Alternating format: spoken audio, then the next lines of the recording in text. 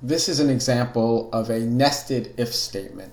I have an if-else within an if, and you probably assumed you could do that. You can put anything inside an if or an else, including another if or if-else or whatever.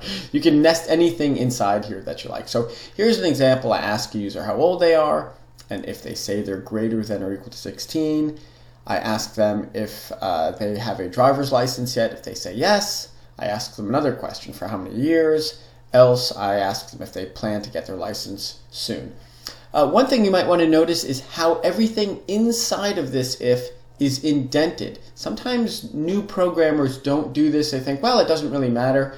Well, it'll still run if you don't indent properly, but you really want to develop good habits. So everything inside this if, now this if begins with this curly bracket and ends with this curly bracket, I've indented a full tab. So this if-else is all within this, the if condition here. And if I give this a quick run, we can see what happens. How old are you? So if I say 12, of course, nothing happens because age is not greater than or equal to 16, so it skips this whole thing.